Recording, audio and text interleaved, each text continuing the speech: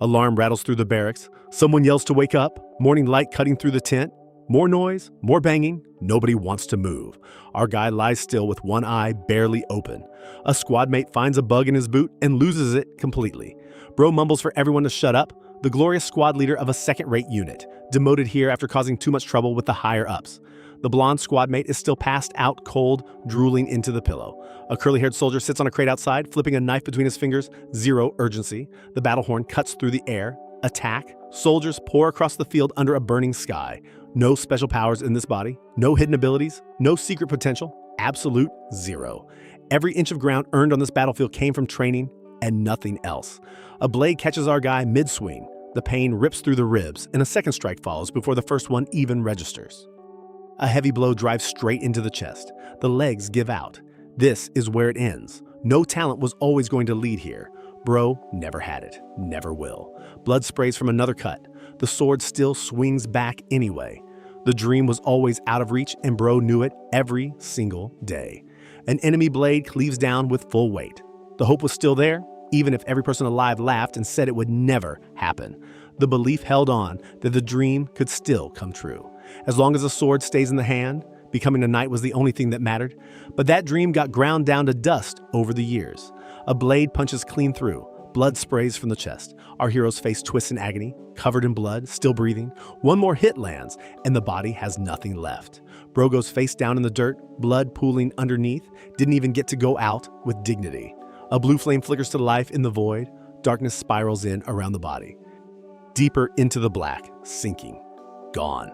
The body drifts through a dark current, spinning, pulled under. Alarm goes off again. Wake up! Wake up! Eyes snap open. Was that a dream? A squad mate checks the boot and finds a bug inside. The same scream about the same bug. Our guy freezes. Every detail is identical. Every word already heard before. The battle kicks off on the same field with the same charge. Mid-fight, it clicks. This already happened. All of it. The exact same blade finds the exact same spot. Dead again. Second time dying. Third time dying. Fourth time. The sword cuts through the throat in the same arc.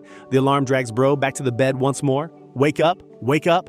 Same enemy, same swing, same battlefield. The enemy's sword piercing through the throat is memorized by now. The burn, the taste of blood, every detail. This day, the fight starts over with the same faces in the same chaos. The enemy's blade finds its mark one more time. The day keeps on repeating. Our MC stands with the sword drawn, ready to face it all over again. The blade drives down again. Same perfect stab at the throat as every loop before. 17 times now, our guy has watched this exact tip close in. Blood sprays wide as the sword tears through. Death number 17.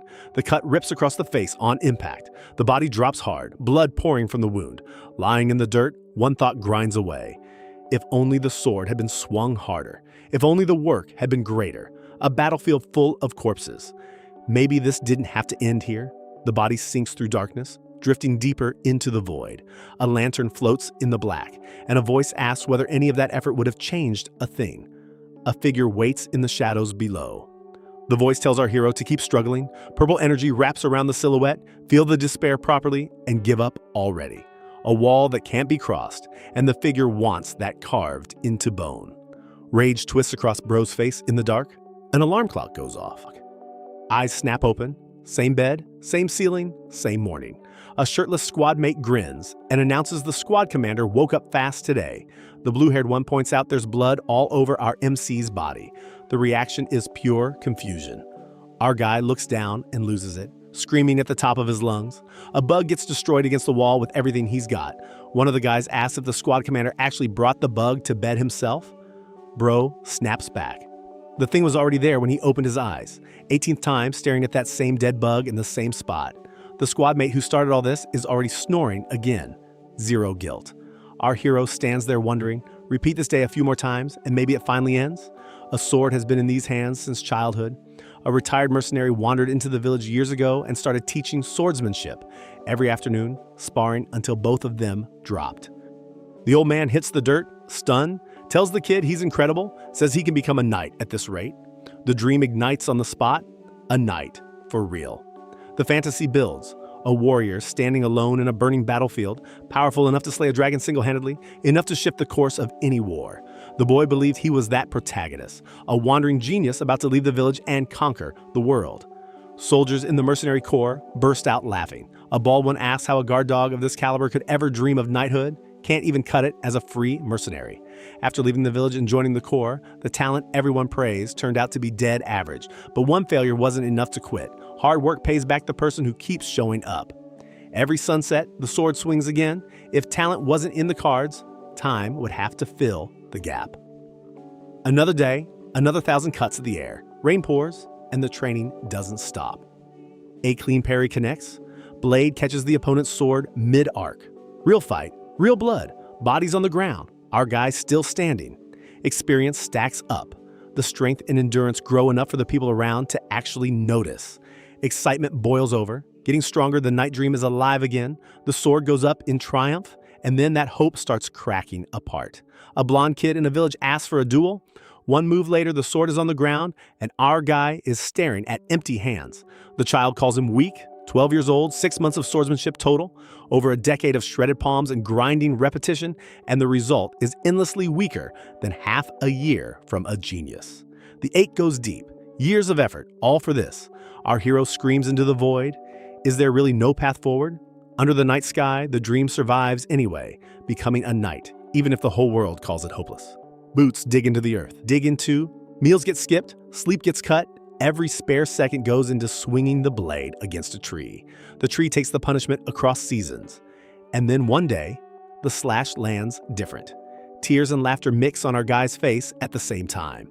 The sunrise cracks wide open. One tear rolls past the cheek. The tree trunk stands covered in scars. Even if the night dream never comes true, the blade swings full force regardless. Fire burns behind those eyes. Training continues, day after day, hour after hour. A roar rips out of the chest. At the very least, nobody else gets to be the main character of this life. The yell echoes across the empty field. One figure against the horizon, still swinging. 3 years pass. The flag of the Cyprus Division flies overhead. 4 companies, 4 platoons, 4 squads each. Our MC walks the front line as squad commander of a so-called second-rate squad, the ceiling for endless training and zero genius.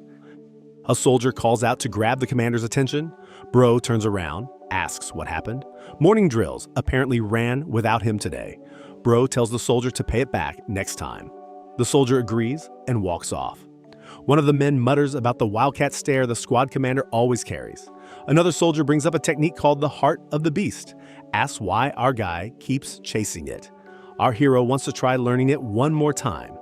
The older soldier questions the point. Last attempt already failed. Why would this round be any different? No answer comes back.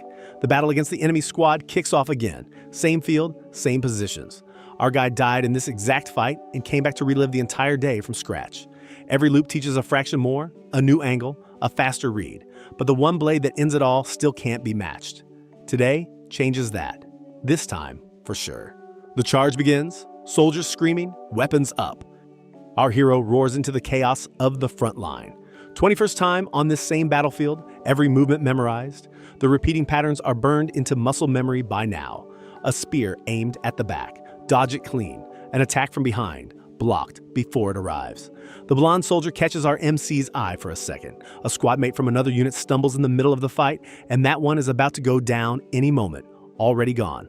Our guy pushes through with the shield, blocking, shoving. An enemy freezes mid-swing in shock. Blades crash together. The first strike gets blocked. A kick follows immediately, but the first objective for today is done. One target left. A slash rips through the air and the blade edge closes fast. The armored enemy stands tall, waiting. Every single loop ends face-to-face with this same fighter. This one has stabbed our guy's neck and killed him 20 times straight, standing over the bodies of fallen allies. A slow breath out. This time will be different. Our hero locks in on one single goal: survive. The memory of a technique flashes through. The enemy always telegraphs the killing blow. A swing cuts past, barely dodged. Both fighters stumble and hit the dirt. An old memory kicks in. A fellow soldier once said to stop thinking on the battlefield. Stop being careful, stop being brave. Become a barbarian who doesn't understand death. Fight as a beast would. That word. The enemy raises the massive blade overhead. The blade tip fills the view. This is the heart of the beast, a creature that doesn't register death. Afraid of dying? No. A blue light pulses in the chest. Death makes our guy stronger. The charge goes straight at the armored enemy. The blade hovers inches from the neck. The heart pounds hard enough to see, beating visible through the chest. For the first time ever, on the 21st try, both eyes track the blade. Every muscle fires at once. The stab gets dodged, first time in 21 loops, and blades collide mid-air in a shower of sparks. Both hands grip the weapon tight. The enemy's eye glows through the helmet. Blood explodes. The spear punches through from behind. Our hero's face drains white, blood spilling. The sword clatters against the stone, trapped in this never-ending day, drowning in pain, drowning in despair. The voice returns from the void, tells bro to give up, get on the boat, accept being weak, and rest. Our guy kneels in the darkness, refuses, eyes glow, teeth bare. That day will never come, and the entity can rot. The tip of the enemy's sword was visible with both eyes, and the dodge worked. The alarm goes off again. A squad mate announces the commander woke up fast today, one step forward at a time. On the 22nd day, the challenge begins again. The battlefield erupts, soldiers crashing into each other, blades swinging. 33rd time through this loop, and our guy can finally see the enemy's blade clearly. The armored enemy drives the sword down. Our hero tries to read the trajectory. The plan is to dodge before the blade connects. Bro braces and moves too slow. The enemy is way too fast. The body hits the dirt, sword out of reach. Blood pools underneath. A blue charm sits on the ground next to the body. Back in the mercenary days, our guy took a few requests to hunt monsters near villages. One village had a creature problem. The job meant huffing through woods covered in monster blood. Our guy stumbled onto the place and the villagers asked for help. Bro said yes because protecting the weak is what a knight does. The village couldn't pay much, so they offered a small charm instead. Our MC stares at the charm in his hand. A blue orb, barely worth anything. A laughable reward for risking a life. The old villager promised the charm grants what the holder desperately prays for. Our hero clinches the charm. The one thing always prayed for was becoming a knight. The thought clicks. Is this charm the reason today keeps repeating? Looping over and over just so bro could become a knight? The armored enemy steps in, blade raised. The finishing blow comes down hard. The enemy looks down and offers mercy before the kill. Our guy pushes off the ground, still alive, still moving. Mercy? Bro spits that word right back. The sword swings at the enemy. Our MC calls the armored fighter a pervert who gets pleasure from stabbing people. The alarm goes off. Our MC is already up, and this time shoves a bug into the blonde squad mate's boot before the guy even wakes up. The blonde finds the bug, freaks out, asks if the squad commander lost his mind. Bro tells the crew to stop talking and get outside. Our hero walks up to the big gray-haired soldier and asks straight, "Teach the heart of the beast." The big man stares down, confused. A blue eye flashes. The sparring starts without warning. The big guy swings the axe. Our MC ducks under the arc and slides past. The big man follows up with another swing, closing the distance. Our hero deflects with a sword, barely holding ground. The big soldier stops mid-swing, asks how the defensive instincts got sharper overnight. The answer comes flat, trained for it. The big man says that kind of jump doesn't happen fast, and this has repeated more than 10 times. The big man refuses to teach the family technique to an outsider. Our MC explains it's a sensation learned from dying, picked it up without meaning to. The big guy stands there, processing that. Bro asks for one more round of sparring. Our hero draws the sword, ready. The big man grabs the axe, grinning, agrees, but adds that even with the heart of the beast, if a strike can't land, it doesn't matter. The big guy swings overhead. Our MC twists sideways to dodge. The axe keeps coming, each swing heavier, asks how long the dodging will last. The squad commander title gets yelled across the field. A slash barely misses, and our hero realizes the only technique available right now is the mercenary sword technique, a style everyone considers a petty trick. Our MC launches the attack with everything behind it. The big man blocks, surprised at the angle. The sword flies in a second time. The armored enemy's stab flashes through memory. Our guy leaps forward with the blade extended. The axe and sword collide. Both weapons hit the ground. Both fighters land apart, empty-handed. Our hero admits it. That stab was a copy of the enemy's technique, learned from dying to it over and over. Bro explains. After 10+ deaths to the same stab, the body just remembers it. The big man doesn't buy it, says that strike should have drawn blood, but didn't. A pause. Then, the big man admits that stab just now was the most decent move shown so far. The big man demonstrates a stab needs intent and impact, enough to make the hand bleed from the grip. Bro repeats the advice back, with intent, with impact. The big soldier nods, but adds the real problem is doubt behind every swing. Mid-fight, the thoughts never stop. What if this gets blocked? What comes next? Will the dodge work? The big man says drop all of it, commit, and believe every swing will land. Our MC stands alone afterward, turning the advice over, practicing in the open field, swing after swing, trying to kill the hesitation. The difference between the two stabs comes down to one thing: the enemy never doubts. On the battlefield, that gap shows immediately. The sword comes in weak and the enemy punishes it. Our hero coughs blood on the ground, another death. The enemy says the same line, mercy. Face in the dirt, bleeding out. The thought cuts through. Every stab needs to carry killing intent. Our MC screams and charges the armored enemy head on. Blades crash. The enemy blocks and pushes back. The enemy's face fills the frame. Mercy again. Our hero drives the sword forward, one step at a time. Blocked again. Mercy. Bro declares the advance continues even if it's a quarter step. Day 111, mercy. Day 123, mercy. The fight keeps going. The pattern barely changes. Day 124, the armored enemy raises the blade. Same as always. Our guy moves different this time. The timing shifts. The strike lands closer than ever before. Back at sparring, the big man barely dodges a slash that would have cut deep. The axe comes up in defense, a full beat late. Our MC stands across from the big guy, sword out, breathing hard. The big soldier is sweating. Asks if the squad commander is insane. The sword in our hero's grip is covered in blood, hands shredded, skin torn, bleeding through the wraps. Bro grins through it all. The big man can't figure out why anyone would laugh looking like that. A little faster this time. The sword drives in with pure murderous intent. Everything from the training compressed into one motion. The blade rips through the air, full commitment. Steel meets steel. The impact shakes both arms. First stab attempt, a failure. Bro won't blink, won't let go of the sword. Everything learned from the countless deaths kicks in at once. The armored enemy moves in close and tells our guy the suffering is written all over that face. The armored enemy stands over the body. This is mercy. Tomorrow. The word hangs in the air. Our MC's face twists. Tomorrow means nothing when death erases it. A bitter laugh slips out. The dead don't get a tomorrow. The blade punches through. Blood sprays wide. Dead again. The blue charm glows in the void, spinning slow. Day 125. Our hero is up and dressed in the barracks. A squad mate mentions seeing Bro heading out earlier. The response comes back cheerful, thanks. The squad mate jumps on it. If there's gratitude, take a guard shift. This marks the 125th loop. Our MC calls out to the red-haired soldier, asks the kid to grab a few things, promises to pay later. The red-haired kid blinks. Later? The rest of the squad can't believe the commander is being this nice to anyone. One of the guys mutters that they always shove their errands onto the kid anyway, calls the crew lazy. Another one fires back and threatens with the axe. The blue-haired squad mate watches from the side. That guy is really acting weird today. Our hero walks off ahead with a look so intense it stops the conversation.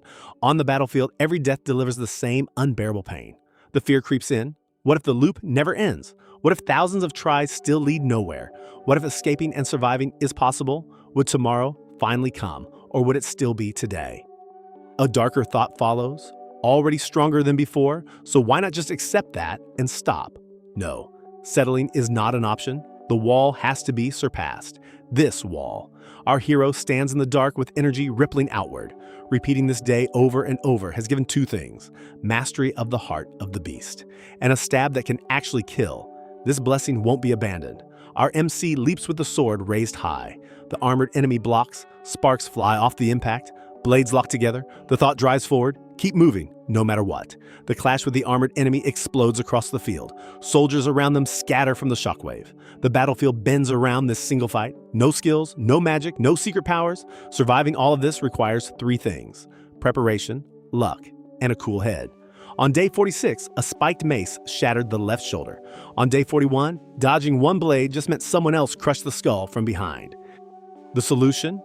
Add a spin slash to hit the flanker first. On day 71, a colossal sword cut through the foot. Couldn't even reach the armored fighter after that. A massive overhead swing crashes down. The armored enemy blocks, barely. On day 89, someone threw an axe that split Bro's skull. Letting that thrower live means the fight with the armored enemy gets interrupted every time. Not an option. Throwing weapons got trained across countless loops. Taking out the axe guy first isn't hard anymore. Our MC launches a strike at the axe thrower, drops the threat before it begins. A sharpshooter always ends up behind the fighting line. That one gets taken out too. Can't afford interference.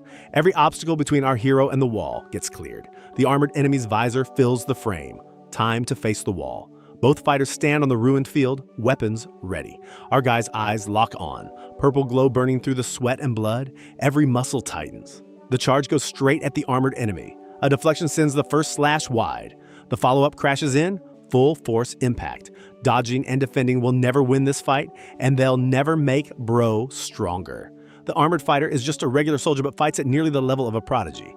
The gap is real, but the enemy lacks live combat experience, so surprises actually land. The mercenary sword technique, with all its dirty variations, works against someone like this. A clean slash rips across the armor. The armored enemy screams as the blade edge closes in again. A second cut connects, blood sprays from the armor, and our MC's face is drenched in sweat and blood, eyes wide open. The armored enemy stumbles back. A heartbeat pounds through the scene. Time slows for a single breath. The realization hits. Every detail of that stab is known now. Everything there is to know about the enemy's killing blow. Our hero charges with the sword extended, the blade drives forward, and the strike lands clean. The armored enemy's guard shatters. The enemy pulls a dagger in desperation. A wide swing comes in from the side, the armored fighter stumbles, and our MC pushes through. Blades cross one final time, 2 words leave Bro's mouth, victory is claimed. The sword drives through. Blood erupts from the impact. Another enemy screams to take down this fighter before it's too late, but the call comes back. Too late! Don't waste the energy. Enemy soldiers freeze in place as the armored enemy's weapon drops. One last clash echoes across the field, and our MC stands in the center of the carnage. The allied soldiers erupt. A roar goes up across the line. Bro is breathing hard, drenched, barely standing. That purple eye glows brighter than ever. The armored enemy is on the ground, bleeding through the armor. Our hero stands over the fallen wall with the sword raised. The armored enemy looks up, and for the first time, hears those words pointed the other direction. This is mercy. Blood soaks the battlefield. The wall has finally been broken through. The weight of it settles in. That impossible barrier is gone. Our MC drops to a knee, body giving out from the effort, hits the ground hard. The fight took everything. Blood coughs up from the chest. An enemy soldier rushes in from behind with a blade. Someone shouts, calls our hero a frog. A new face appears on the battlefield, a woman with a marking on her forehead watching Bro with sharp eyes. Our MC coughs blood into the dirt, barely standing after taking down the armored enemy. The woman with the marking on her forehead watches, stunned, admits she took a beating in that round too. She can't believe someone like Bro actually brought down that fighter. Our hero is doubled over, gasping for air. A single war cry rips out. Our hero wants this enemy dead. A massive blade swings down as the armored enemy's allies rush in from every direction. The woman intercepts with her own weapon, blocking the first strike. Steel crashes against steel, but a second enemy charges from the side, and our MC barely reacts in time. Blades collide mid-air, 2 fighters spinning through the chaos. A roar tears across the battlefield as our hero charges forward. The sword drives in with everything left. A clean slash connects. The impact sends the enemy stumbling. The wider battle rages. Soldiers from both sides tangled together. One of the allied soldiers warns the commander not to push further. Too dangerous beyond this line. Another voice calls out. The squad commander isn't stopping. Someone in the enemy ranks mutters about a warrior race, born to fight. Our MC stabs clean through one of them in a single strike. Calls the guy a maniac. The thought hangs mid-fight. Why is someone like this stuck on a battlefield like this? To kill the enemy, there's only one option. Put everything on the line. One of the enemy fighters backs off, says this battle isn't worth it. Another soldier calls the retreating one a coward. A long-haired fighter steps forward, weapon drawn. The clash resumes, heavier than before. A blade catches our guy across the body, blood sprays out, and the woman stands across the field watching the damage pile up. Another strike comes in before Bro can even recover. Our MC fights through the wound, every swing slower than the last. A silver-haired fighter watches from a distance. The call goes up. Retreat, retreat. The battlefield starts clearing. Darkness. The enemy army stands victorious on the field. The void opens up. The blue flame flickers and a voice returns, telling Bro that surviving a single day doesn't mean anything. The figure waits in the dark. More walls will keep appearing. That's how it works. The voice declares the fate waiting ahead. Despair and surrender. That's what's coming. Our hero mutters the word back. Fate? The blue flame pulses. Walls exist for one reason. Our MC kneels in the dark. To be overcome, Bro stands defiant against the void. The entity grins, says the wait will be worth it, watching those ambitious eyes finally go dark. Eyes open. The ceiling is different. This isn't the barracks. This is the infirmary tent. Our hero stares up from a bed, body wrapped in bandages. The woman from the battlefield is sitting nearby, says Bro slept 2 days straight without moving. According to her, she's the one who dragged our MC away from that thing at the end. Our guy blinks. That frog? Even the woman doesn't know what it was, asks if it really was a frog, says it's wild that bro survived.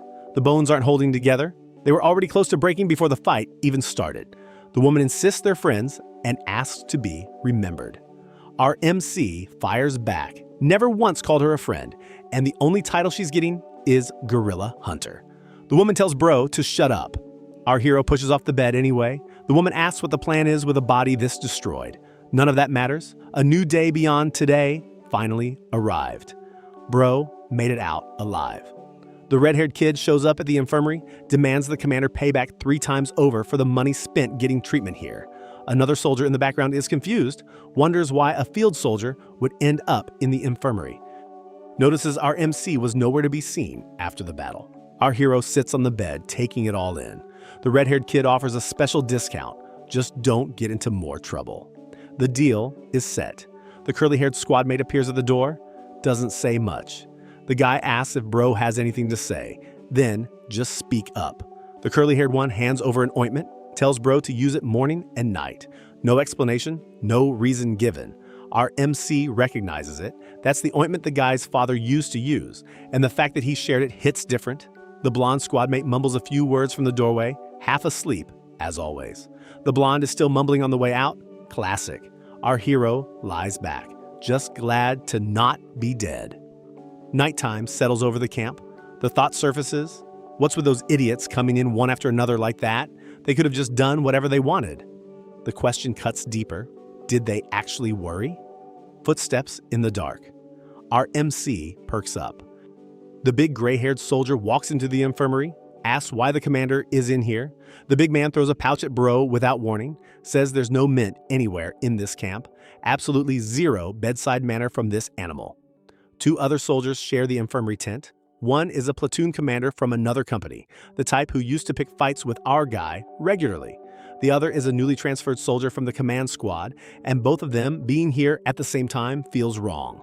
Our MC's hands tremble against the blanket, eyes locked forward. The tension in the room thickens. The air in the tent changes. Morning light hits the tent. Our hero is sitting up, bandaged and sore. A figure approaches outside. Pointed ears, long blonde hair, a hand rests on an ornate sword hilt. The newcomer steps into view, dressed in noble red, an attendant behind.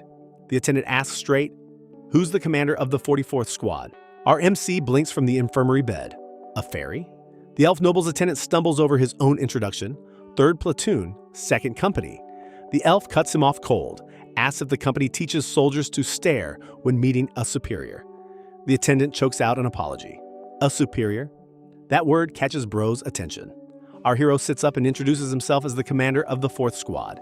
The elf says he's heard about the squad, leading difficult members well, and he looks forward to future contributions.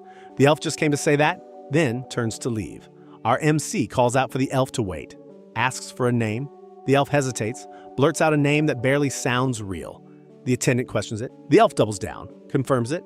Our guy watches the elf walk off, wonders if that's actually a noble. The elf's cloak catches the wind on the way out. Our MC stares after the figure. Silence sits heavy in the tent. Night falls over the camp. Lanterns glow between the tents. A fist clenches and unclenches in the dark. The pain is mostly gone. The body can finally feel itself again. Time to train. Someone asks where bro is headed. The training area. A passing soldier mutters about acting tough for the lowest-ranking commander. The training ground stretches out empty under the sky. Bro stands alone with a blade, running through every motion from memory. The past battle needs to be replayed. It's one of the few useful techniques learned years ago, and it costs serious money. The stab at the last moment. What if that killing blow had missed? If it failed, death was guaranteed. Putting everything into one attack is a gamble. If it misses, it's over. The woman's axe strikes are all lethal too. After landing a stab, the weapon can't be pulled free. Every angle needs a backup. A voice cuts through the night, says bro is working hard. The elf is sitting nearby, watching. Our MC doesn't flinch, says the hands kept twitching in the barracks, so coming out to swing was the only option. Explains the goal is replicating the battle. The elf asks why bother, so the next fight doesn't end in death. The elf pushes further.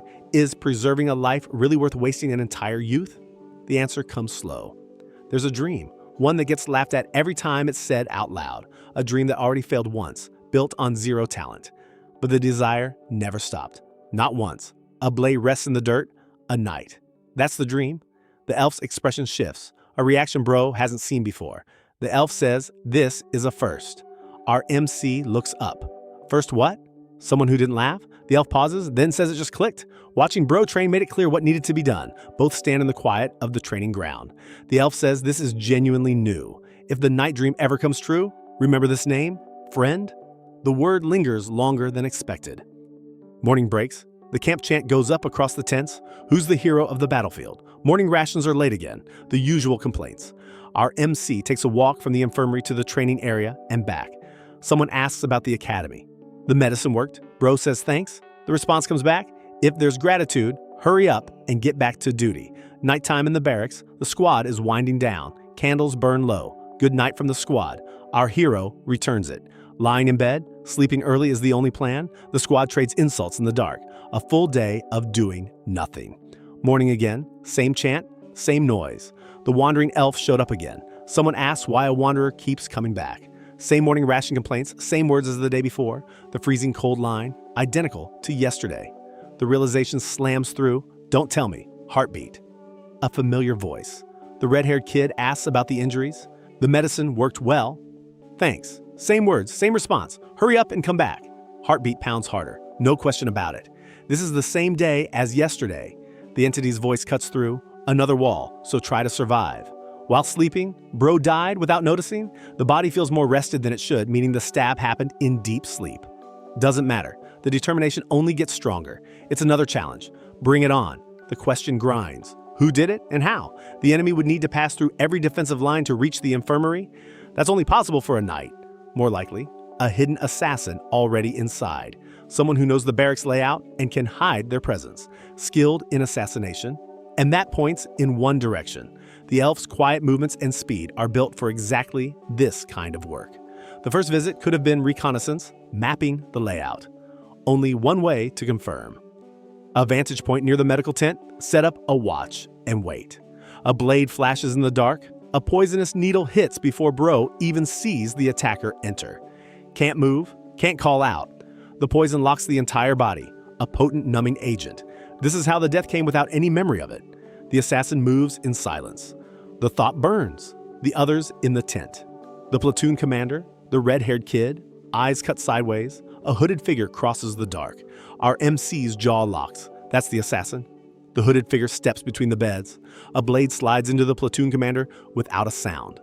Blood soaks the pillow. The man never woke up. More beds, more targets. And a second shadow enters the tent, another assassin. Our MC's eyes blow wide because this second figure catches just enough light to be recognized. Bro's blood runs cold. It really was her, the company leader. The hood drops just enough to reveal the face underneath. Morning chant fills the camp. Who's the hero of the battlefield? The same one it's always been. The assassin came and went 3 times now, and Bro couldn't detect a single trace. Staying alert all night didn't help. Couldn't even sense the presence. This won't be easy. Plus, the company leader is behind it. Even if the assassin gets stopped, there's someone with real authority pulling the strings. The helplessness hits hard. Felt the same kind of despair a few loops ago, powerless against the armored enemy. Flames on the battlefield, bodies on the ground. Despite all that, the win happened. A way will show up, as long as giving up stays off the table. Morning in the barracks. The curly-haired squadmate slams the table, asks why Bro is acting chirpy today. Our MC shrugs it off. If there's nothing to do, might as well guard the outpost. The squad reacts like that's the craziest thing ever said. Calls Bro a maniac for volunteering. Well, that's fitting for low-life soldiers. Our hero fires back. Didn't know anyone cared that much. The reply comes fast. Not caring, just annoyed at having to pick up the slack. The curly-haired one storms out, doesn't even want to see Bro's face. The woman from the battlefield walks in, asks if those two are arguing again. Blade swings through the air casually. Should she come back later? It's fine. Come in. The curly-haired squadmate mutters about annoying people on the way out. Our MC considers the situation. The platoon commander in the infirmary is the most likely target. The suspicious one is the transferred soldier. But who is he exactly? Not going to dig into what the opponent isn't willing to reveal. Just like the rest of these idiots. But surviving the assassination changes things. The fact that Bro walked away from death means one thing is fair to ask. The elf. Asking that much should be fine. What are you? The question lands flat. Silence. Did the phrasing come out wrong? The elf says that can't be shared. Our MC pushes. Why not? It's a long story. If that's the case, fine. The elf blinks. That's it? No pressure? Our hero snaps back, tells the elf not to bring things up without planning to explain them, asks straight which country the elf is actually from, demands honesty, wants to know which country sent this spy. The elf's face goes stiff. Heartbeat pounds through the room. Boots shift on the floor. The answer comes firm. Has not and will not betray the kingdom. Our MC reads the eyes, the posture, every twitch, the aura of a knight. The squad cracks jokes behind them. The elf is not a knight. And after watching closely across loops, the elf doesn't match the assassin's movements either. However, definitely hiding a secret. Good night settles over the camp. Our hero returns the good night. The elf pauses, then leaves. The question lingers. Is this calm because of what happened earlier? The calm has been strangely steady all night, a breath in the dark. If the assassins break in now, everyone in this tent dies. Our MC grabs a weapon in the dark and faces the other patients. One of the patients asks what Bro is doing up at this hour. Our MC warns them, assassins are coming tonight, and cooperation is the only way to survive. The platoon commander stares, says Bro has completely lost his mind. The other one lies still, but thinks loud enough to fill the panel. How did the squad commander notice? The reaction is exactly what was expected. Bro barely gets the warning out, and the timing is already wrong. The confusion lasts a fraction of a second. A blade flashes from the shadows. The strike cuts through before anyone reacts. Dead again. Morning chant, Cypress. The loop drags Bro back. It's the same morning. Can't hold back vengeance and can't keep the others safe either. Warns the survivors beforehand, gets told to get lost before getting permanently shut up. This time, the focus shifts. Screen the area right before the attack comes. And maybe that's not enough either. Perhaps a different angle entirely. The attack comes now. The assassin moves in without a sound. Too fast. Way too fast. There's no way to protect the others. The assassins need to be beaten directly. But the gap in ability is enormous. How is a fight possible against an invisible enemy? Can't see anything. They see everything. As long as the poison needle can't be avoided, death comes without a chance to fight back. Morning again. 20th time. The sword hits the training post. Couldn't do a single thing for the 20th time in a row. Our MC stares at the sky. The frustration burns through every muscle. Only 20 deaths so far. A way to avoid the needle has to come first. Train until the attack becomes visible or find another path. A method to dodge what can't be seen. The answer walks across the camp right in front of Bro's eyes. The curly-haired squad mate, our hero watches him move, asks the woman, why does everyone call that guy a perverted wildcat? Because he's a dirty fighter, never faces enemies head-on, enjoys backstabbing them and running off. A cunning, perverted wildcat. The curly-haired one appears behind Bro. Squad commander? Our MC turns, asks if the injuries are healed. The thought cuts clear. Can't bring the guy along, no authority for it, and even if there was, this wall has to be climbed alone. The resolve settles in the dark. Then the only option left, become that guy. Learn to think the way a backstabber does. Bro stands over the squad mate, asks one question. If someone like him attacked from behind, what would it take to stop it? Silence. The answer comes slow, not sure. No one has ever survived those ambushes. Our MC's eyes narrow. Challenge accepted? If someone like the curly-haired squad mate attacked from behind, what would it take to stop it? The answer comes again, not sure. No one has ever survived. Our MC stares at the guy thinking. The curly-haired one glances past Bro at the wall behind. Eyes on the back of the head. That's what's needed. Confusion. On the back of the head. The words don't make sense yet. Perfect timing, though. Our hero points across the camp at a wagon.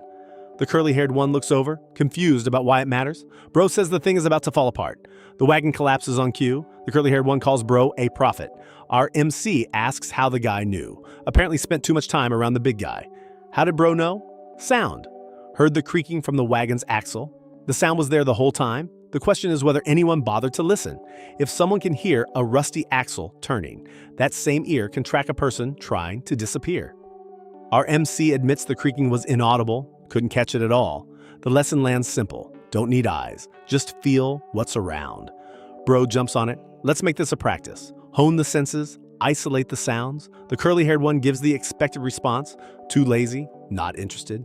Then says it anyway. The squad leader doesn't give up these days. The training begins. Night over the camp. Stars spread above the tents. The second wall has arrived in the form of faceless death. Surviving means learning to sense what can't be seen. Another night in the infirmary. Another attempt. Regular footsteps hit the dirt outside. The sound of the torch flame. The assassin should be close, hiding in the dark. Our MC's ears strain through the silence. Where? A shadow shifts across the tent.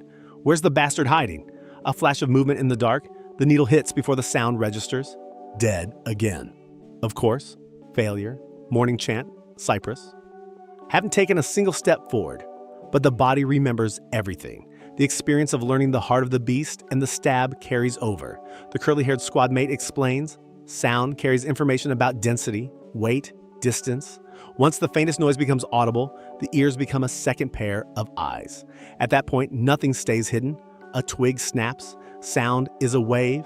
It spreads in every direction, no matter how quiet. In the chaos of thousands of surrounding noises all blending together, isolate one single wave. Training with the squad mate, backstabs, ambushes, quick feet. The curly-haired one asks if bro is even trying, calls the attempts cheating. Mixed sounds overlap at different frequencies. The floor sounds like one giant surface. Separating them is the key. How many footsteps? 17. 3 close, 2 far, right to left. Feel the waves, the familiar sounds, and the unfamiliar ones. The elf walks up. Our MC calls out the fake name without turning around. What kind of training is this? The elf pauses, accepts the name without fighting it, says it's not right, but fine. Bro explains, just sitting here doing nothing. Does this look like training? The elf smiles, says bro isn't the type to waste time. Nighttime. A sound cuts through the dark. Our MC's eyes snap open. Too late. The blade finds its mark. Blood sprays across the bed. More cuts land before the body can move. The 53rd loop. Another failure. The 54th. Couldn't hear anything again. Failure. Failure. Failure. The camp noise fills the background. Bro doesn't need more experience to break this wall. Heartbeat. Not divine intervention. Not a sudden breakthrough. Just keep repeating what needs to be done. Our MC sits in the open field, eyes closed, listening to everything. A leaf falls from a branch. The sound registers before it hits the ground. A shadow moves through the trees, detected instantly. Our hero opens his eyes. The elf is standing there, startled. The surprise is real. Bro sensed the approach without looking. The elf asks, eyes were closed the whole time, training perception? Repeats the line from before, not the type to waste time. Our MC sits in silence, absorbing every wave. Nighttime in the infirmary, eyes closed, breathing slow, every sound separated. The wind, the fabric, the heartbeat in the next bed. A blade drops toward the neck. Our hero rolls sideways. The needle misses. The assassin freezes. Bro is already on his feet with a weapon drawn. The hooded figure stumbles back, caught off guard for the first time. The assassin's teeth clench behind the hood. Our MC stands in the dark, blade forward. The assassin isn't faceless death anymore. Our MC dodges the first strike, rolls off the infirmary bed with a blade already drawn. The assassin's weapon slices through the space where Bro's neck just was. The assassin lost the advantage of being invisible. Bro can fight back now. The hooded figure freezes for half a second. The assassin pulls back, then surges forward, pulling out every trick. Our hero parries. Not great, but enough to read the rhythm. Can handle this one. The others in the tent, though. The platoon commander's been hit. The red-haired kid is still breathing. Bro screams inside, won't let a single squad member go down tonight. The assassin is experienced. Every movement efficient, no wasted motion. A blade rakes across our MC's side, blood sprays. The fight tears through the tent, beds overturned, fabric ripping. Our hero pushes forward, refusing to give ground. A second presence enters the tent, heavier, sharper, deadlier. The ferry company commander. The company leader steps into view behind the first assassin. If Bro doesn't strike first, death is guaranteed. Our MC charges the company commander with everything left. The leader's eyes widen. A guard? Nobody was supposed to be awake. Blades clash in the dark. The company commander fights on a completely different level. A strike nearly takes Bro's head off. Steel rings through the tent. The fight shakes the walls. A third blade enters the fight from the side. The elf intercepts the company commander's weapon mid-swing. Our MC's brain catches up. Was the elf working with the assassin this whole time? Or here to protect? Doesn't matter which. This is the opening. Our hero lunges at the assassin with everything. A slash connects. The assassin staggers. The company commander blocks the elf's follow-up strike. The assassin's teeth clench. Damn! Another exchange, sparks fly. The assassin breaks free and bolts through the tent flap. Gone into the dark, ran away. The elf confirms what Bro already knows. That assassin was coming for the platoon commander. Our MC nods, already figured it out. Who would pay to kill a nobody squad leader? Nobody. Exactly. The elf comments, quick on the feet. The company commander arrives at the scene. She was an ally until now. Can't let this get out. No witnesses means no problems. Our MC steps forward before the blade drops. Has a favor to ask. The request comes simple. Don't want anyone to die today. Silence. The elf watches. The company commander agrees, grants the request. The platoon commander, still alive? The antidote is already on hand. Should be fine. Now the mess needs cleaning. Can't have word of an assassin in the infirmary spreading around camp. The cleanup begins. If there are no traces, there's an easy way. Fire erupts through the medical tent, flames swallowing the canvas. The explosion wakes the entire camp. Soldiers scramble. 2 survivors pulled from the wreckage. The elf takes care of the aftermath. The company commander and the assassin talk in the woods outside camp. If the squad leader hadn't slowed the fight, that assassin would have died. The assassin asks if the company commander changed sides because of the squad leader. The company commander admits it, finds Bro genuinely interesting. A smile crosses the elf's face. Our MC stares into the dark. Been trying to avoid this truth. The elf says Bro rubbed off on the wrong people. A pause. The elf says the next meeting will be in their real roles. The elf walks into the night. In the void, a massive scythe floats in the darkness. The weapon drifts slow, energy pulsing through the blade. Our hero stands before the dark, small against the shadow. The entity says the elf will appear again. Our MC doesn't flinch, ready whenever that happens. Confronted again by the repeating day, and this time survived the silent death. Woke up to the next morning. The senses are sharper now, can detect most presences. Couldn't sense the fairy though. A lot of work ahead when the loop brings Bro back. The platoon commander approaches outside. Thankfully, the injuries weren't fatal, so discharge came early. Asks why Bro saved him from the fire. The answer is simple. They're comrades. No other reason needed. The platoon commander goes quiet. After all the abuse he threw at our MC over the years, calls Bro a helpless bastard with a voice cracking mid-sentence. Heading back, returning to the squad, yes. Bad luck though, the vice commander is tearing through the base. What happened? A rumor going around that the entire base is cursed. The vice commander screams at anyone nearby. Superstitious garbage. A kick lands on someone's backside. Our MC hits the ground from the impact. The squad is at it again, fighting each other in the open. Someone screams about the laziest soldier alive. Where's their squad leader? The crew falls apart without him. The big gray-haired soldier swings the axe and demolishes the tent. Bro walks in, says the axe will redecorate everyone's faces if the fighting doesn't stop. The big man fires back, split anyone in half who calls him a barbarian. Our MC notices unfamiliar faces near the squad area. Didn't know about the unit behind the camp?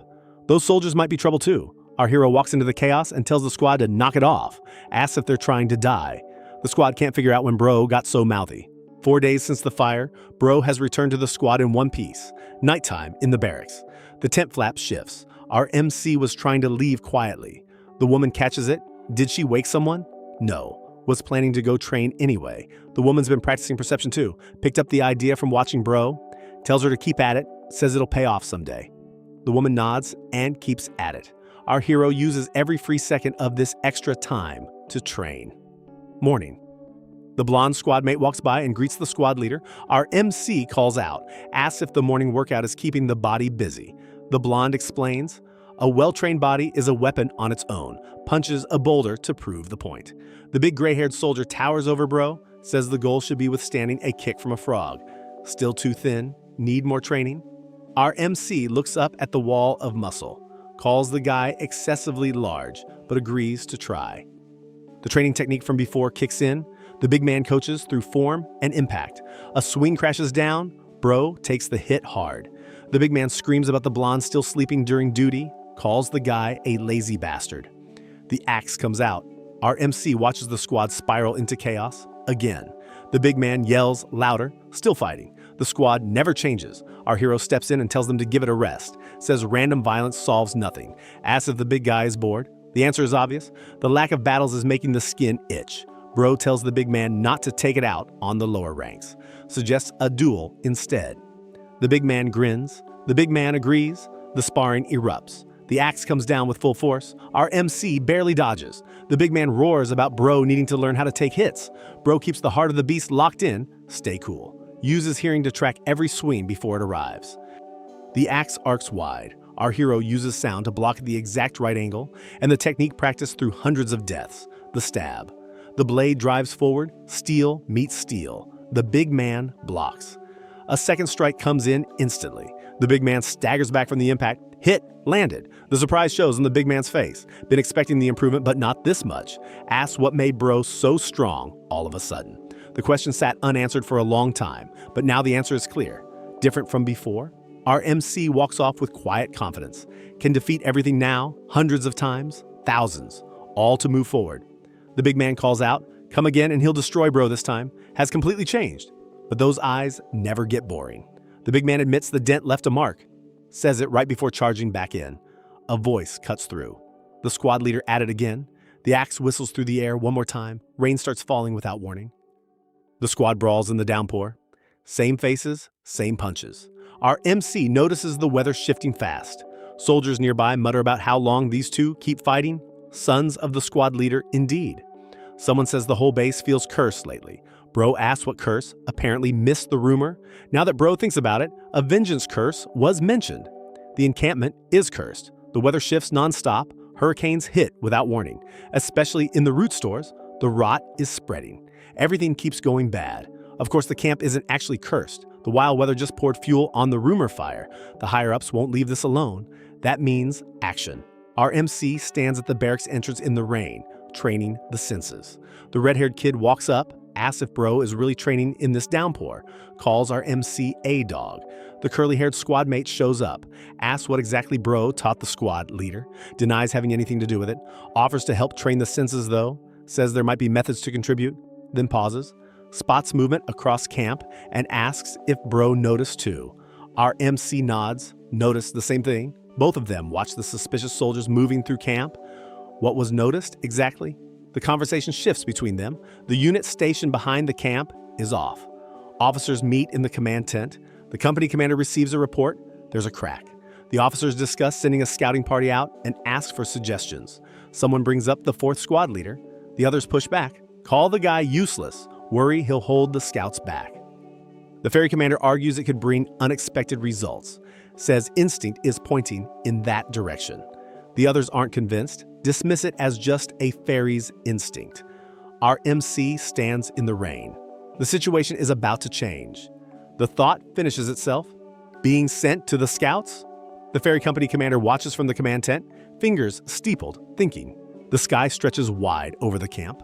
Our MC stands near the barracks, getting briefed. Being sent to the scouts?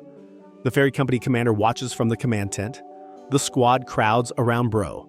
Asks if the company commander got pissed off. What could have caused that? The red-haired kid wonders why our hero specifically. She's not going to kill the squad leader now that a certain someone left camp, right? The squad stares. Really going? The big gray-haired soldier offers to get Bro out of it, swings the axe for emphasis. Can't use that on a superior though. The big man wouldn't, right? Scratch that, he has a history. The blonde squad mate drops to his knees, begs the heavens not to take the squad leader away. Our MC watches them. What's gotten into these guys? The curly-haired squad mate steps up, can go in Bro's place. Our hero shuts it down. Others maybe, but not this one. The big man is a bit too much for the scouts, asks if the orders specify the tall grass fields. The curly-haired one nods. Last bit of advice before the trip.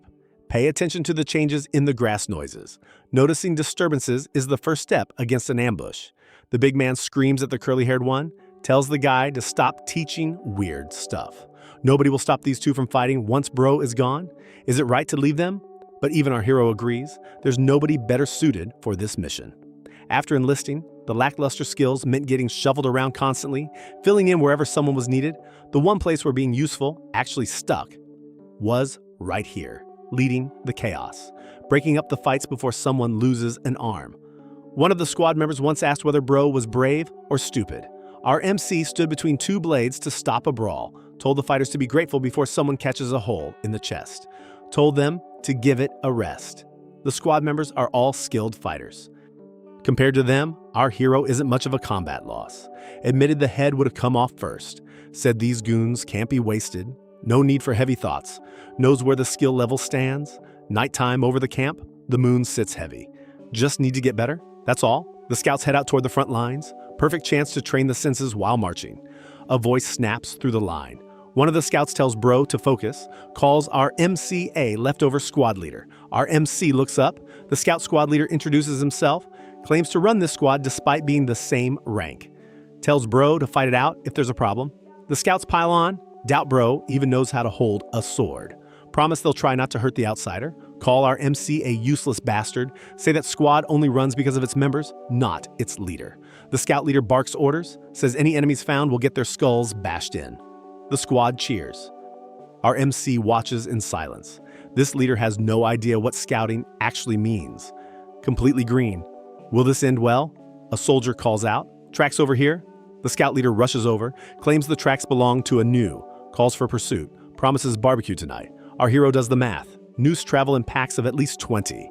This fool is going to fight that? Our MC corrects the call, tells the leader those are gazelle tracks, not new. The scout leader's face drops. One of the scouts mutters about the leader being obnoxious. Turns out this scout is a former hunter from a mountain town. Doesn't respect the scout leader either. The hunter talks tracking basics, animal paths through fields, useful stuff, promises more tomorrow. The whole day got wasted chasing gazelle tracks because of the idiot in charge. Night falls. The scout leader mutters alone, still convinced those tracks belong to a new, desperate for any results. The hunter and our MC share a look, no comment. Dawn. The sky cracks open, footsteps through tall grass. The scout squad arrives at the location, Green Pearl, the official recon target, also known as the uselessly tall grass field. The grass towers over everyone's heads. The blades of grass rustle in the wind. The scout leader orders the squad into the field, cross it, find the enemy scouts, bring them back as prisoners. The hunter turns to Bro, asks if the orders were just to scout up to this point. It's the squad leader's command. Pushing through the tall grass isn't easy. Our MC figured the idiot would give up soon. The surprise? He doesn't. Actually taking this seriously. The hunter speaks up, points out there aren't many animal droppings around. Our MC asks if that's a problem. The hunter explains. No animals means a predator scared them off. In a place with this much food, that's a warning. Every instinct sharpens at once. A sound cuts through the grass, a body moving fast. Our MC's eyes blow wide. The grass shifts in a pattern that doesn't match the wind. Every nerve fires. Bro screams for everyone to get down before anyone else reacts. Our MC tackles the hunter to the ground as a blade cuts through the air where their heads just were. An attack from the grass, steel flashing between the stalks. The scout leader screams. Enemy soldiers pour out of the tall grass on every side, weapons drawn. The order to run comes too late. A blade catches one of the scouts. Blood sprays through the green. The hunter fights back. Our MC draws the sword and meets the closest attacker head on. Surrounded. Enemies on every side. The tall grass closing in on every side. Blades clash in the tall grass. The fight is already happening. The listening technique learned from the curly-haired squad mate is useful. Our MC senses the next strike before it arrives. But useful isn't enough. The enemies are faster, more numerous, and they know this field. More soldiers swarm from the grass. One of the scouts goes down. Another blade cuts through. Blood sprays across the green. Knowing the ambush is coming should mean avoiding it. Our MC tries to warn the scout leader, suggests changing the route. The scout leader shuts Bro down, calls our MC a loser, and refuses to listen. Fine, Bro tries doing it alone. The ambush hits on schedule, tried running a different path. Enemies cut it off again. It's fine. Another way will show up. The repeating todays are on Bro's side. Caught by 20 crossbowmen on the flank, riddled with arrows, moved north to avoid the crossbowmen, ran straight into a wall of spearmen. The enemy shouts echo through the field, orders to hunt the scouts down. Even dodging everything doesn't help. They never stop hunting. The enemy uniforms are dirty green, designed to blend into this exact area. This wasn't random. What's there to scout in a grass field unless the enemy was prepared for visitors? Blades tear through the grass. Another loop. Another death in the field. Our MC's eyes glow in the dark, senses sharpening across loops. These aspen bastards, what are they hiding in here? The scout leader gives the same speech. Cross the field, find enemy scouts, bring them back as prisoners. The squad has no idea what's waiting. Once they go in, nobody comes out alive. The enemy is hiding a force in that field. Bro needs to find out what, but going in alone probably ends today for good. Doesn't matter, won't run from this wall. Our MC tries a different approach, talks to the scout leader directly, asks to adjust the route. Still gets shut down. There's a limit to how much garbage the leader will accept from an ant. Our MC asks if the leader is tired of losing scouts. The scout leader snaps, draws the weapon, and threatens consequences. The scouts grab Bro, accuse our MC of disobeying orders. This situation needs to change fundamentally. Disobedience won't work, won't survive alone. Bro is taking command, going to use everyone's strengths to get out alive together. The scout leader hears this and loses it. Our MC evaluates every scout across the loops. The scout leader survives the longest, along with the bodyguard and the hunter. That bodyguard fights as tough as he looks. The scout leader is the most useless one in actual combat, but the bodyguard stays by the leader's side, useful as protection. Fine, take command by force. Our MC tells the scout leader to draw the sword. A normal soldier wouldn't have a bodyguard. Raised posture but garbage experience, some fallen noble chasing results. The scout leader has little skill and even less patience. Our MC reads the tells, judging by those pathetic skills and eager attitude, probably someone who never trained properly and volunteered for the money. Whatever the case, can't follow these orders anymore. Different from you. The scout leader screams about having a mission to fulfill. Bro cuts it short, tells the leader to stop talking and fight. Won't even need the sword. The scout leader charges. He's obviously looking down on our MC, and that arrogance leads to carelessness. Bro dodges the strike and flips over the scout leader's shoulder. Carelessness. The counterattack lands clean, sword at the scout leader's throat. Finished in one blow, the scout leader hits the dirt. The rage boils behind clenched teeth, can't process being beaten in one blow. The scouts can't believe it. Thought this guy was the weakest soldier alive. Our MC announces the squad is under new command, asks if anyone has a problem. Silence from the scouts. The scout leader seethes on the ground. The frustration burns behind those teeth. This is step one. Our MC leads the squad into the tall grass. That bastard, what is he thinking? Asks the hunter first. Wants to know the dream. Confusion. Bro tells the guy to just answer. Wants to marry a girl who runs a flower shop. To do that, survival today is required. Another scout. Lover just had a baby. Can't leave the wife alone. Two more. Want to see the kid grow up. Want to go home. The scout leader is next. The answer comes quiet. Fulfill a dead mother's last wish. Restore the family name. So the guess was right. Fallen noble. Everyone's answers are the same. To fulfill any of them, getting out of here alive is the only path. The sunset burns across the field. Bro tells the squad they're all making it out of here alive. The scout leader's expression breaks. The resistance is fading. Bro needs these people to react fast from now on. Nothing motivates like survival. The enemy will appear soon, and this time there's a plan to break through. Tells the hunter to shoot an arrow that direction, head height. The hunter argues nothing is there. Our MC's voice drops, tells the guy to shoot without asking twice. The arrow flies into the grass, a scream from the brush. The arrow hits someone. The scout leader reacts, asks if it's an ambush. Bro tells the scout leader to follow. The leader curses. A massive armored enemy bursts from the grass, gets stabbed before the charge connects. Our MC declares the plan. Find the enemy first and ambush them instead. Our MC strikes first. The ambush lands before the enemy can form up. A slash catches the closest fighter mid-turn, drives through and drops the helmeted soldier in a spray of blood. The plan holds. Find them first. Hit before they see it coming. An enemy spots the bodies and screams. The kill order rips through the ranks. One more drops from a blade across the chest. Engaging a full group head-on is suicide. Targeted strikes only. Bringing the scout leader means the bodyguard follows. The odds shift. With those two in the fight, success becomes real.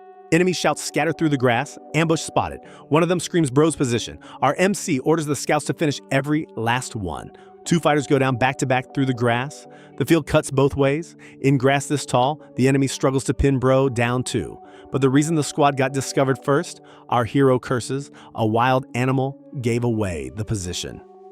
A beast crashes through the stalks, claws raking the air. The blade drives into the creature's side. The enemy was chasing this beast and stumbled onto the scouts by accident. First time around, the animal led enemies straight to Bro. This loop dealt with the trackers early. The adjusted approach kept the squad hidden longer. Fight's over. Our MC orders immediate movement. Bro takes the front. The scouts fall in behind. 6 survivors, 1 casualty this round. Even across multiple loops, saving everyone proved impossible. This run had the most survivors yet. Our hero knows every enemy position by now. Going straight means 50 crossbowmen shred the squad. The route curves right. The spearmen who hunted the squad in every previous loop are next. Need to go down fast before they lock the escape. Taking them out loosens the encirclement, but the scout leader is barely functional. Overreacting at every sound, Bro tells the squad to escape before sunset, pushes forward. The fallen noble protests, says the direction leads further inside. Our MC insists the path is right, announces 0 disagreements, follow and stay quiet. A blade flashes, more enemies, cleared fast. The bodyguard confronts our MC, says there's no plan to follow anyone to death. We'll cut the captain down if it means surviving. Our hero fires back, asks if turning back is even possible at this point. The scout leader asks if following Bro is truly better. Wants to make one thing clear, admits to being useless in combat, wants to survive too. A memory surfaces, the fallen noble's mother, candlelight on a worn face. She spoke about the father, a man who brought a room together just by being present, but the memory went deeper. The mother acknowledged the house was finished, the name worth nothing. Even so, her wish was for the son to become a person who leads others just by standing there. Earn trust, rebuild what was lost. Our MC promises the squad will survive this field. The kind of leader who paves the way. The fallen noble gives full trust, calls Bro Captain. The title weighs different now. One scout tries to object, still backing the old leader. The bodyguard shuts it down, declares Bro is the captain, and that's final. A squad follows its captain. Silence. Our hero gives the order. Crouch low, follow without a sound. The squad sinks into the grass. Step 1, ambush the patrol, break through the encirclement. Step 2, follows. Grass rustles around the group, movement on every side. Enemy patrols pass close. Our MC found this gap after dozens of loops. A window that opens once, the patrol shifts closer. Only at this moment, only at this spot. Enemy soldiers pass close enough to touch. The grass bends under their boots. Bro lets the patrol walk past without confrontation. Fire erupts across the grass field behind the squad. A massive creature rises from the burning stalks. Enemy command watches from a distance. Attention locked on the beast. Every step went according to plan. The final move starts now. Sun hits the horizon. The reason every previous escape failed is obvious. The squad reaches the destination. The scout leader can't process it. After all that effort, the squad is standing at the enemy camp. The Aspen soldiers killed everyone entering this field to hide what's here, a secret operation nobody is supposed to know about. Our MC locks onto the camp layout. A battle erupts inside the camp. The beast tore through the defensive line. When the enemy has a bigger crisis than catching scouts, the grip loosens. Bro tells the squad to move. The window is open. The squad pushes into the chaos, a way out built from scratch across dozens of loops. The squad stares. Bro's plan is to set the enemy camp on fire. The bodyguard calls it a death sentence. Going in means getting surrounded and killed. Our MC asks for a name to use out there and tells them to call him Mac. The fallen noble accepts, says Mac won't be disappointed. The bodyguard curses. The fallen noble tells him to shut up. The bodyguard doesn't need anyone explaining that there's no safe route through Aspen territory. Bro moves first, cuts into the camp without warning. Blade tears through a tent wall. The scouts can't process it. This maniac is carving through the enemy camp. More slashing ahead, fabric shredding under every swing. Confusion spreads. The scouts want answers. Bro charges through enemy territory with 0 hesitation. But the strange part, not a single enemy soldier in sight despite being deep inside. The fallen noble confirms they're in the encampment, asks how this is possible. Our hero cuts forward without slowing and tells the squad to hold position and wait. Bro has infiltrated this camp dozens of times across loops. Every time he found a certain flag and touched it, the entire base redirected attention toward him. The Aspen soldiers' primary mission in this grass field is protecting that flag. If the flag catches fire, the scouts can't process how Bro already knew the flag was here. The bodyguard connects the dots. The ferry company commander. The fallen noble realizes she appointed Bro to the scouts. She shared the intel about the flag. Aspen soldiers will be too busy saving it to chase anyone. Bro took control and infiltrated the camp to complete a secret mission. The squad escapes while the enemy scrambles. Our MC stands ready and orders a split. One group draws attention as bait, the other sets the fire. Bro takes the bait group. The fallen noble stares, can't make sense of any of this. Blades clash in the dark. Across all loops, Bro has dragged squads into this camp before. Never had this many survive the trip. Best run yet, squad is still on its feet. Today feels different. Best today, so far, and the gut says this one can work. Blade swings clean, enemies spot the squad. Screams rip through the camp, kill order drops. Our MC locks in, success is the only option. Torch in hand, fighting through the dark, swears to move past today no matter what. Another enemy drops. Bro cuts through fast. A massive slash tears from above. Energy crashes down on Bro's position. The hit arrives before the dodge. Our MC gets thrown into the dirt. Didn't hear this one coming? The listening technique picked up nothing. An enemy commander that never appeared in any previous loop. The armored figure steps into the firelight. The commander wonders where this strength came from and calls Bro a rat. Our MC glances back. The fire team should have moved by now. Late. A crack rips through the noise. Flames erupt across the camp. Tents catch one after another. The fire team came through. Fire grabs the enemy's full attention. Enemies scatter, screaming about more intruders. One officer orders the fire handled first. Bro drew the main force's bait while the fallen noble lit everything up. One task left: escape alive. Our MC squares up against the commander. Getting past this one is the only way out. Training echoes. All attacks start from the foot. Kick off the ground to drive the body forward. The blade swings wide. Bro spots a gap in the commander's defense. The strike drives through with everything behind it. Steel connects clean. Those eyes snap wide. A counter comes instant, full force. Both fighters separate midair, swords extended. Cold eyes lock on Bro. Blood sprays from the exchange, but the wrong person is bleeding. That stab was the most perfect strike Bro could deliver. One word back: weak. Can't win this fight. Can't beat him at the current skill level. Barely managed to get here. Through the ambush in the fields, through countless deaths to reach this point. Thought today's challenge was finally conquered, but this enemy is the real wall of today. Challenging the commander means dying. Dying means taking over the squad again, pushing through the fields from scratch, repeating countless todays to get back here. After all those meaningless deaths, our MC stands with the sword forward and grins. The commander pauses, asks if Bro is laughing. Our hero locks eyes with the man, thus swears to beat him, cut him apart, and feed him to the dogs. The charge begins. Won't back down. Everything goes into the swing. The vow burns through. Overcome this wall. Bro charges, sword forward. Swears to overcome this wall. The blade drives toward the platoon commander. Steel meets steel in the flames. The fight picks up where it left off.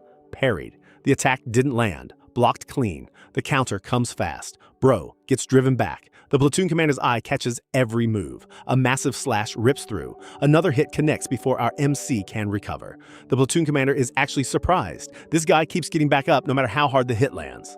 The commander presses forward, fast, relentless. Precise movements, zero wasted energy. Bro had no chance to counterattack. The gap in skill is massive. Our hero gets driven into the dirt. Another strike, the blow connects hard. The platoon commander swats Bro aside with the back of his hand. Not even the blade, just the back of his hand. Our MC staggers from the hit. The commander stands tall, not even winded. The fight continues, but the camp is changing around them. Fire is spreading. Flames tear across the tents. Oil. The scouts poured oil. The fire is heading straight for the flag. An explosion rips through the camp. Enemy soldiers scream for the platoon commander, demand to know if he understands what's at stake. The commander glances back at Bro, acknowledges this one won't go down without a fight. One more clash. The commander turns to Bro directly, looks our MC dead in the face. The commander tells Bro they'll meet again, then walks away. The platoon commander retreats toward the flag, doesn't even look back. The fire matters more than Bro. Backing off, just walks away? Was he not the real wall of today? No. If this is the wall to overcome, Bro still needs to improve. Far more than expected, still not strong enough, needs to get better, badly. The bodyguard screams for the squad leader and tells Bro they need to move. Now the camp is collapsing. The bodyguard calls out again, squad leader. Bro's face settles, close up, accepting the loss. Bro turns away from the fire. One last clash on the way out. The fallen noble screams retreat. The whole squad pulls back. Fire and chaos on every side. The camp is falling apart. The squad pushes through the burning wreckage, MC at the front, the rest close behind. Only 2 or 3 survivors made it back from the old squads. The soldiers at camp can't believe anyone returned alive. Bro asks if this is really it, if the approach has been wrong the whole time. Probably not. Our MC coughs blood on the ground. Still breathing? Barely. Enemies still in pursuit. Orders to catch them. Don't let the scouts escape. The squad cuts through the last wave. Running hard, no time to look back.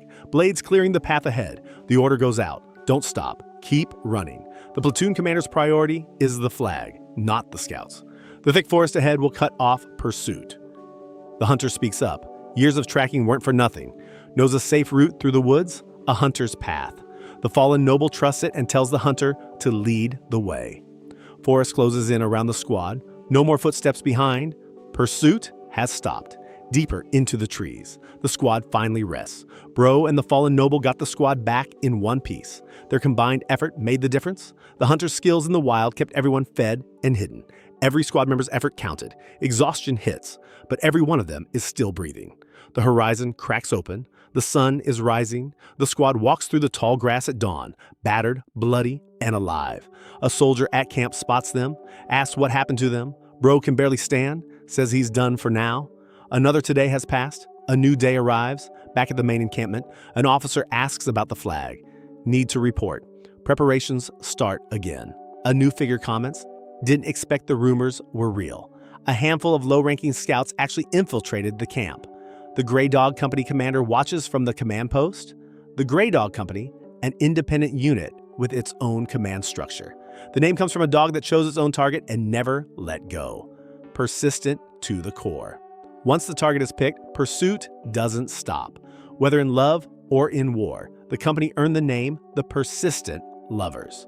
Bro's platoon commander serves under this company. The company's leader is revealed, the one pulling strings behind the platoon commander. This new commander calls Bro's escape lucky, says luck is a skill on its own, but adds it won't happen twice. The commander's jaw sets, makes it clear the next encounter will end differently. Bro reflects, faced the wall but couldn't climb it. Bro wanted to keep fighting, but eventually swears to kill that platoon commander with his own two hands. Our hero's eyes lock forward.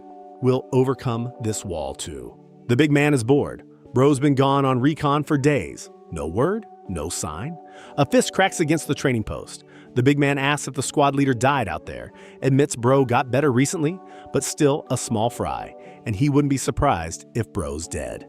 The big man says it doesn't really matter, but camp is boring without the guy. Nothing interesting happening around here. The big man throws another hit. Close up on his face, the grin spreading. The blonde squad mate catches the look, both of them in the same tent. The tension shifts. The big man's grin widens. The big man calls out to the blonde directly and announces he wants to kill the guy. Just like that, casual as breakfast. The blonde calls him a crazy bastard. No argument from the big man. The ferry company commander sits across from Bro, lays out what happened, survived the recon, got ambushed by an enemy base, and even brought back a flag on top of it. The commander calls the whole thing lucky and orders rest and recovery. The mission was meant to achieve results, but nobody expected them this big. Bro exceeded every expectation. The ferry commander asks who this guy even is. Can't figure out what Bro is thinking, and that's what keeps her interested. The fallen noble approaches, apologizes for how things started, says he's alive because of Bro, and asks if they'll meet again.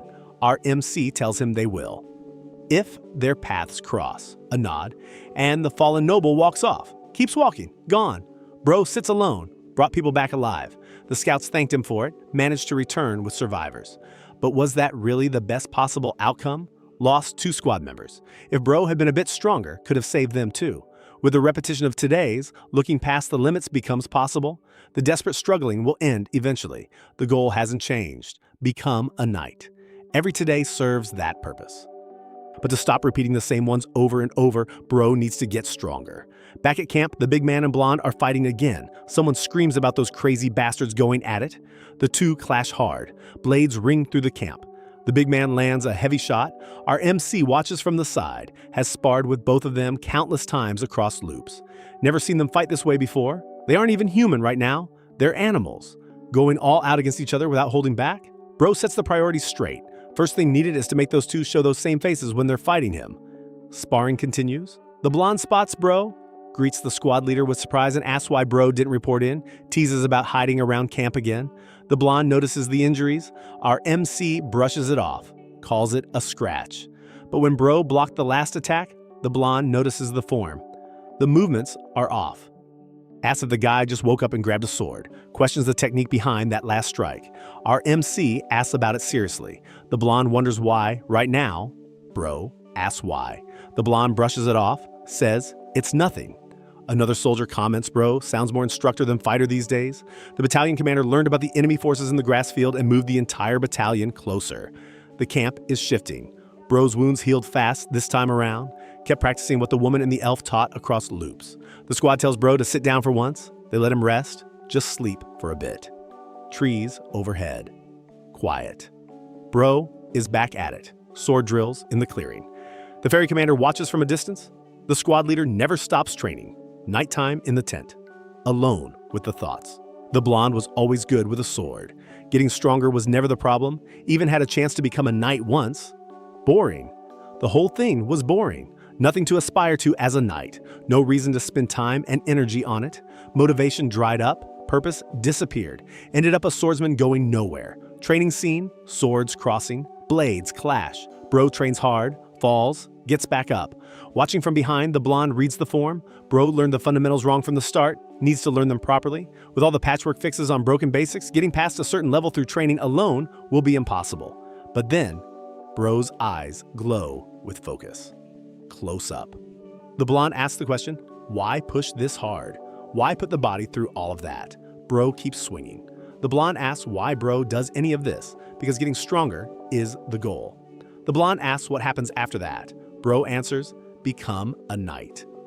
Pushback comes fast. A knight just fights well. Asks if Bro is really sure about that. Our hero defines it. The kind of knight worth becoming is someone who draws the sword only to protect what matters. For honor, for the sick and the poor, for the people he loves. The blonde goes quiet. Honor and merit. Lets it sink in. The blonde asks what strength really is. What does a swordsman even mean? What does he want for himself? A sword swings through the air. The blonde decides, won't know the answer until walking the path himself. Approaches Bro, calls for the squad leader. Our MC turns, asks if the blonde wants to learn the sword. The offer hangs in the air.